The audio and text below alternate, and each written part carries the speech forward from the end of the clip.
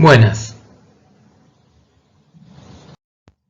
Este video va a proponer un recorrido por los principales conceptos de la ética aristotélica.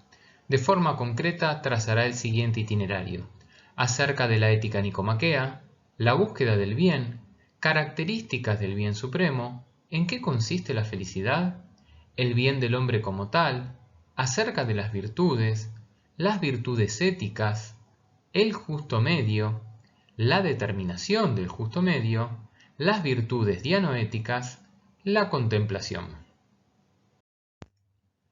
La ética nicomaquea constituye el primer texto filosófico en el que la ética se presenta como algo que tiene un contenido específico. A pesar de ello, no se trata de una obra publicada por el propio Aristóteles.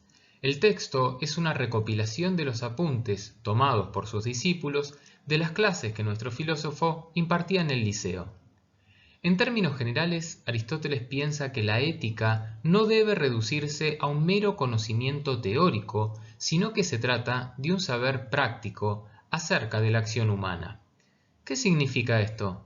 Que su propósito concierne a la formación de la persona, a la mejor forma de vivir, y esta es una cuestión relativa a la experiencia, a la buena práctica en este mundo tal como es, con sus imperfecciones. Ahora bien, ¿en qué consiste este vivir bien entre los hombres? Básicamente, llevar una vida buena radica en el ethos, el carácter. Esto quiere decir que necesitamos determinar qué nos hace buenos a fin de cultivarlo y desarrollarlo.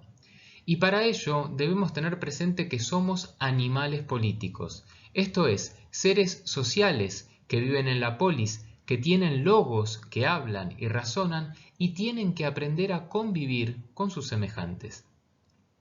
En efecto, dice Aristóteles, quien no vive en sociedad o no necesita nada para su propia suficiencia no es miembro de la polis, sino una bestia o un dios. De esta forma, la ética de Aristóteles se funda a partir de una antropología, cierta mirada acerca del ser humano, y se vincula con la política.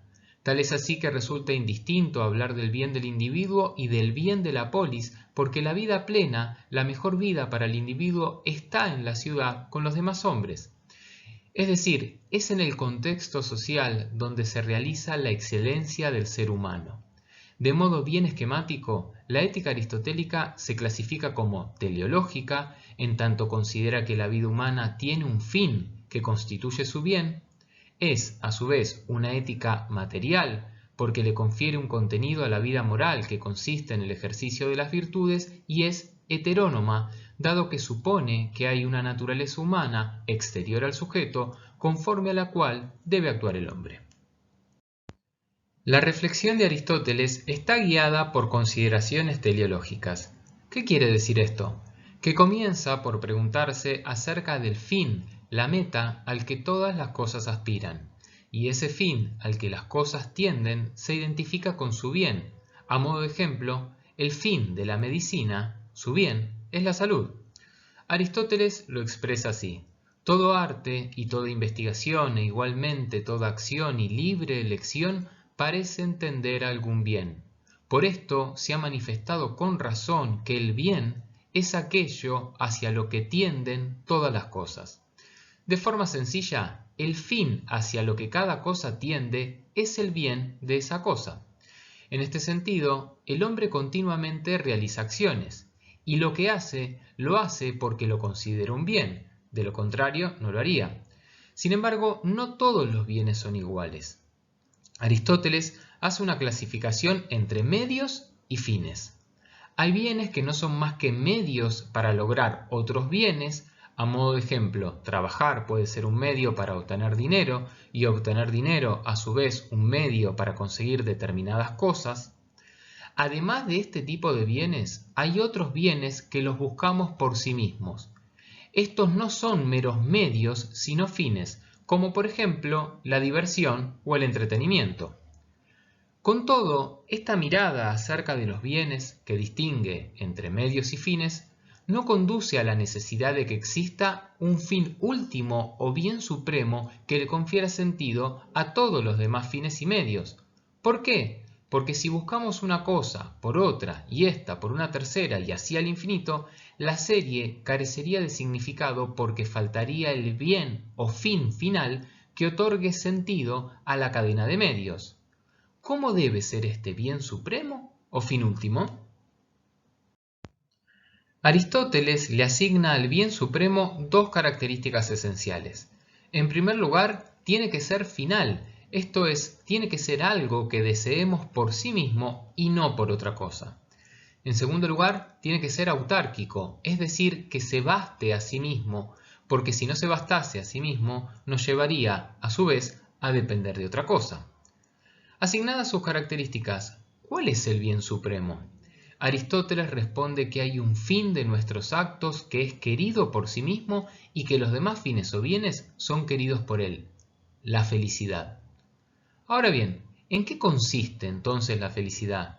Para responder esto, Aristóteles observa que todos los hombres coinciden en desear la felicidad, con todo, la buscan en cosas muy diversas.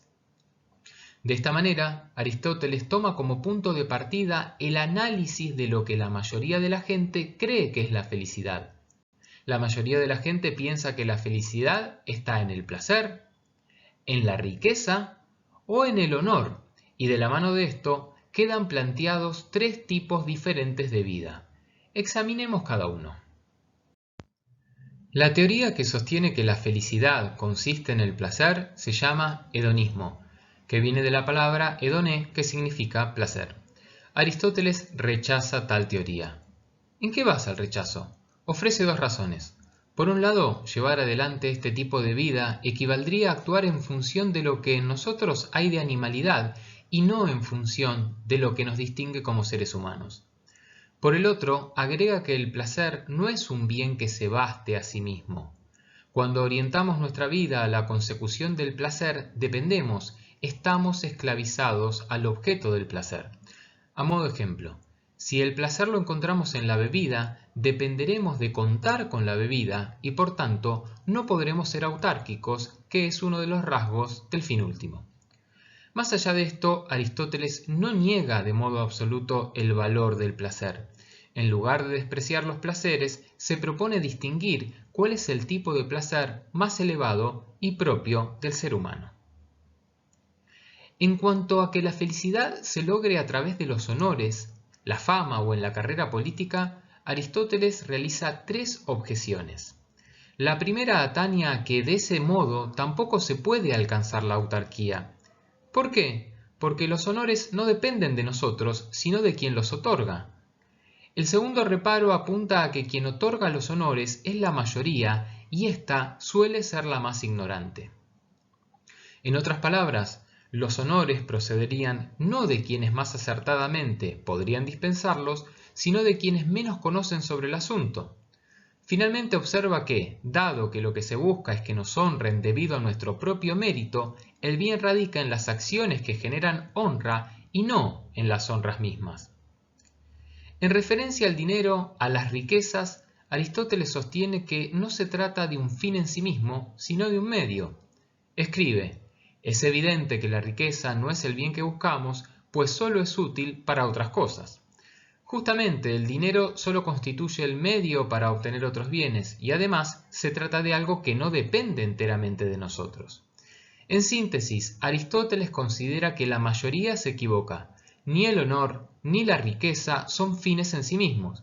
Bien por el contrario, aspiramos a la honra y al dinero porque pensamos que ellos nos harán felices, aunque no es seguro que estos conformen la mejor manera de alcanzarla. Por supuesto, esto no implica que haya que menospreciar los bienes exteriores. Estos son importantes porque, sin prosperidad, sin belleza, sin riqueza, incluso sin descendencia, lo específicamente humano, la actividad del alma, no podrá desplegarse, dado que requiere un mínimo de circunstancias exteriores que son imprescindibles.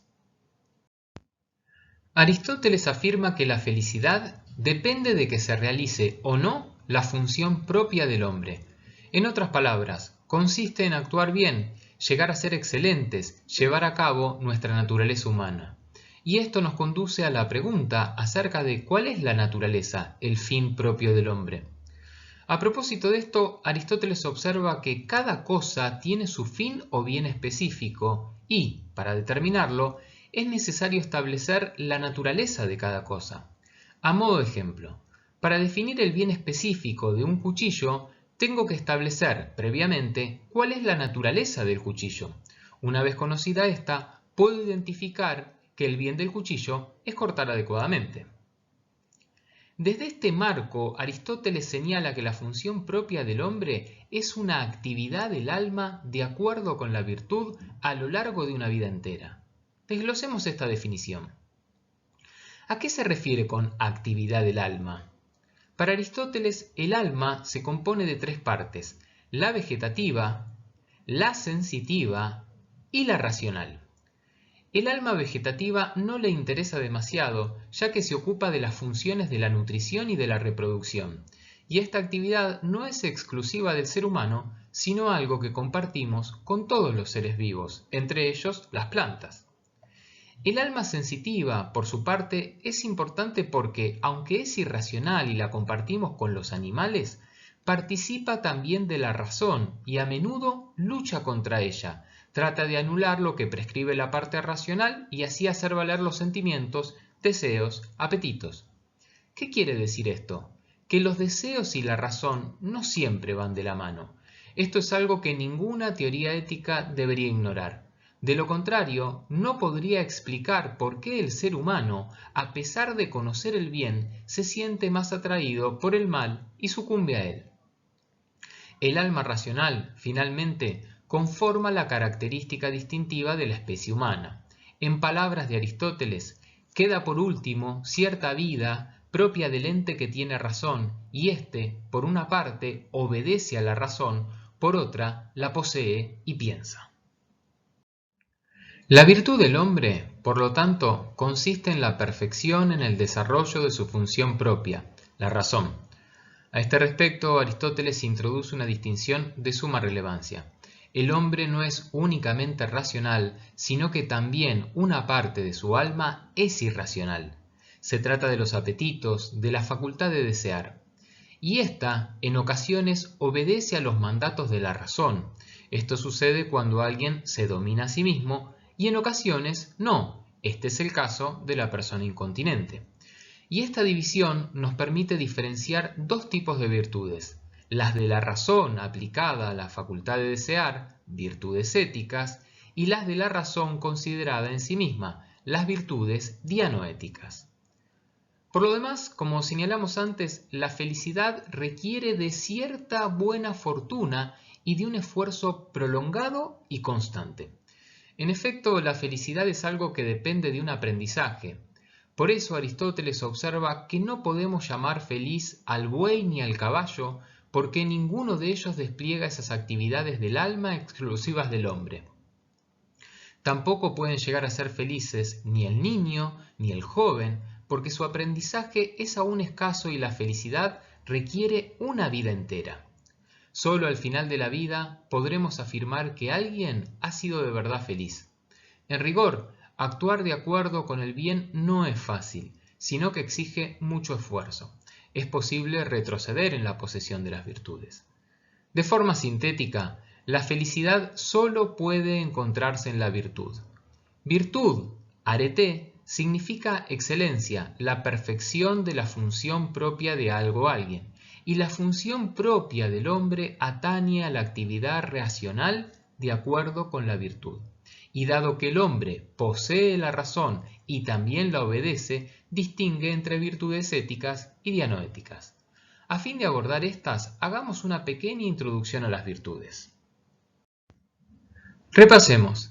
El término griego que se traduce como virtud es arete, que significa la excelencia de una cosa o su manera de ser específica. Ciertamente, la virtud de cada cosa explica el especial modo de ser de esa cosa, es decir, consiste en el ejercicio correcto de su función. Tal es así que la virtud del ojo hace bueno al ojo y nos permite ver bien. La virtud del caballo hace bueno al caballo para correr y llevar al jinete. Análogamente, si cada cosa realiza una función y puede alcanzar la excelencia al hacerlo, también el ser humano debe tener su propia excelencia. Tenemos que preguntarnos, entonces, por la virtud del hombre como tal, esto es, el modo de ser por el cual el hombre se hace bueno y por el cual realiza bien su función propia. Aristóteles responde que la función del hombre es una cierta vida y esta es una actividad del alma y unas acciones, y las del hombre bueno, esas mismas cosas bien y hermosamente, y cada uno se realiza bien según su propia virtud.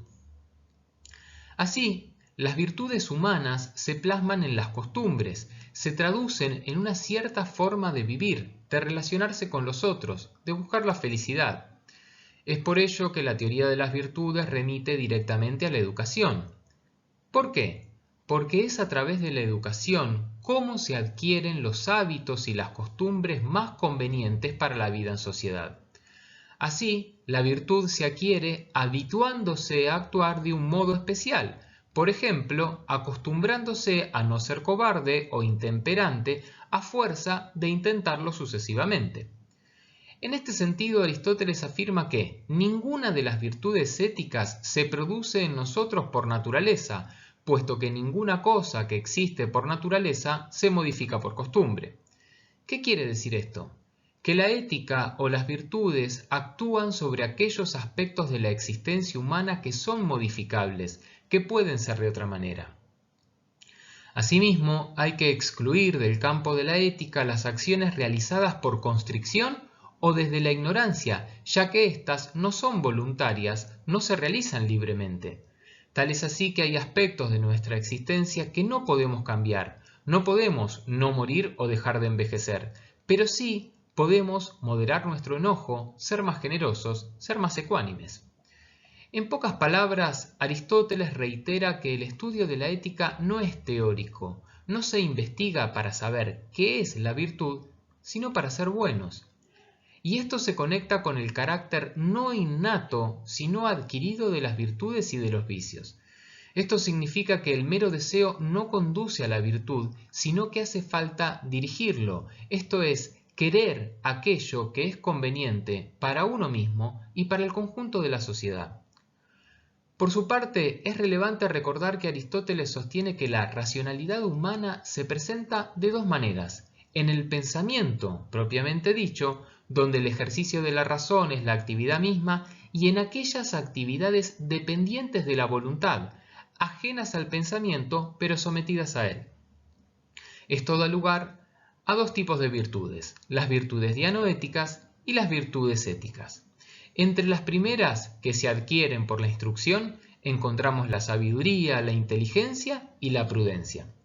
Se trata de las virtudes más elevadas porque proporcionan el criterio del discernimiento para ejercer las segundas.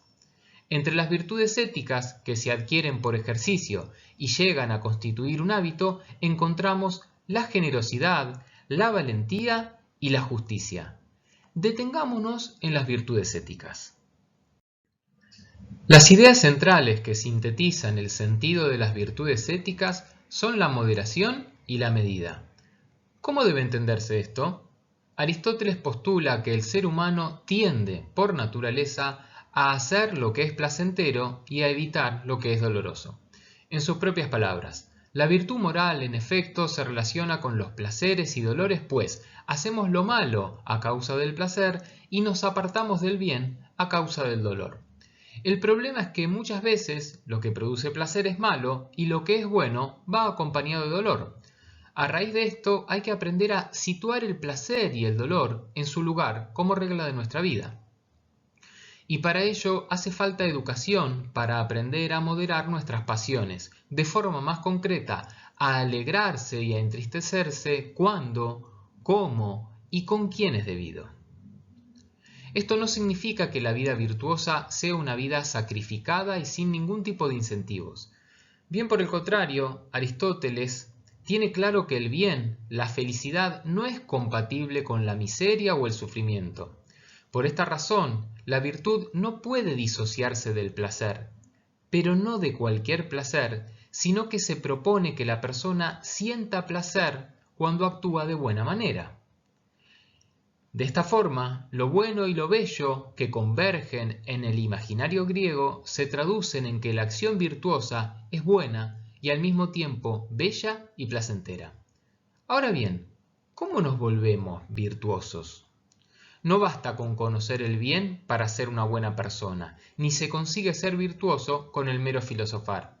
Por el contrario, uno se hace virtuoso llevando a cabo acciones virtuosas. Uno se vuelve justo o moderado practicando la justicia y la moderación. Se trata de hábitos, maneras de ser, una práctica que modula el carácter. No olvidemos que estamos en el terreno de las virtudes éticas y éstas se asientan en el alma sensitiva, no en el alma racional.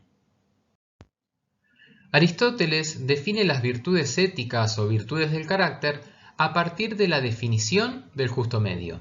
Escribe: la virtud es un hábito de elección consistente en una posición intermedia relativa a nosotros, determinada por la razón y tal como la determinaría el hombre prudente. Desglosemos esta definición. El hombre virtuoso selecciona, elige, guiado por la razón o por lo que haría el hombre prudente, una manera de ser que consiste en el término medio. Esto quiere decir que, a pesar de que las virtudes éticas pertenecen al alma sensitiva y a la costumbre, éstas no permanecen desvinculadas de la actividad racional. ¿Por qué? Porque la parte racional es la que aporta el criterio del término medio, cuyo ejemplo es la persona del hombre prudente. Analicemos esto. Aristóteles dice, en primer lugar, que para que los actos de una persona tengan valor moral, estos tienen que ser el resultado de una elección, debe tratarse de acciones voluntarias. De no ser así, como sucede por ejemplo cuando movemos un miembro involuntariamente, nuestras acciones no pueden calificarse como moralmente buenas o malas. En segundo lugar, debe tratarse de un hábito.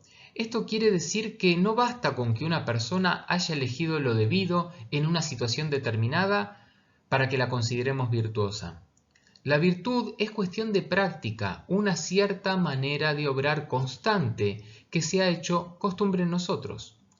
En tercer lugar, dado que en las acciones puede haber exceso, defecto y término medio, la virtud radica en el hábito de elegir el justo término medio. Esto se aclara con algunos ejemplos. En relación con el manejo del dinero, hay un exceso, el despilfarro, y un defecto, la avaricia. Por tanto, la virtud consistirá en la generosidad. En relación con los placeres, el exceso es la incontinencia o el desenfreno. El defecto, la insensibilidad. Y la virtud reside en la temperancia, el uso moderado y controlado de los placeres. En relación con los peligros, el exceso es la temeridad. El defecto es la cobardía. Y la virtud consiste en la valentía.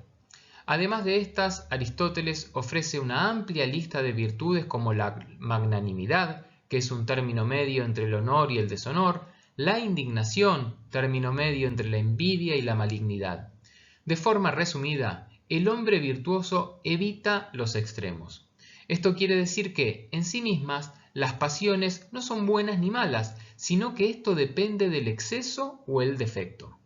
Si nuestras pasiones se producen cuando es debido, por y hacia las personas debidas, por el motivo y la manera debida, entonces actuamos en conformidad con el término medio y en eso radica la virtud. Por último, dice Aristóteles, este término medio lo establece la razón. Se lo debe determinar tal como lo haría en cada caso el hombre prudente. Esto significa que no hay una especie de regla o norma matemática que nos permita determinar cuál sea el término medio. Concentrémonos entonces en cómo se determina el justo medio. Aristóteles declara que el término medio no puede ser siempre el mismo, sino que depende de la persona, de las circunstancias y de los extremos de que se trate. ¿Qué significa esto? Que las acciones virtuosas variarán según la persona sea varón o mujer, político o guerrero, sano o enfermo, por mencionar algunas posibilidades. Una persona débil no puede realizar el acto que sería valiente para otra persona más robusta. La generosidad de quien posee poco dinero no puede consistir en dar la misma cantidad de dinero que una persona muy rica. Si hiciera esto, incurriría en despilfarro y no actuaría de forma virtuosa, sino viciosa. Incluso para la misma persona, lo que puede ser un acto de valentía o de generosidad en una situación, puede no serlo en otra. A pesar de ello, Aristóteles no proporciona ningún criterio claro para distinguir el justo medio. En rigor, no hay criterios, fórmulas generales para determinar el término medio en cada caso. El único criterio es la moderación, la medida, el no pasarse por exceso ni quedarse corto por defecto. Por eso hay que subrayar la importancia del aprendizaje y de la experiencia. Saber, por ejemplo, cuál es la medida adecuada de la ira es algo que se aprende a base de práctica, de ensayo y del error y no se puede determinar racionalmente de forma anticipada. Cada individuo es distinto y cada situación demanda su propio término medio, de modo que la adquisición de la virtud es una tarea larga que ocupa la vida entera. No obstante ello, Aristóteles lleva a cabo una aclaración de importancia. No todas las acciones y pasiones tienen un justo medio. El asesinato, el robo, el adulterio, así como entre las pasiones la malignidad, la desvergüenza, la envidia, no tienen justo medio, ya que en sí mismo son extremos o vicios. Esquemáticamente, la excelencia, la virtud, consiste en lograr el telos propio de la naturaleza del ser humano. Por el contrario, el vicioso desperdicia las potencialidades humanas y desvía su existencia hacia un fin que no es propio de la esencia o naturaleza humana. Las virtudes dianoéticas o intelectuales atañen al conocimiento. Aristóteles se centra en dos: la sabiduría, sofía, y la prudencia, frónesis. El significado que le atribuye nuestro filósofo a la prudencia difiere del modo en el que la entendemos en la actualidad, vinculada con la precaución y la cautela.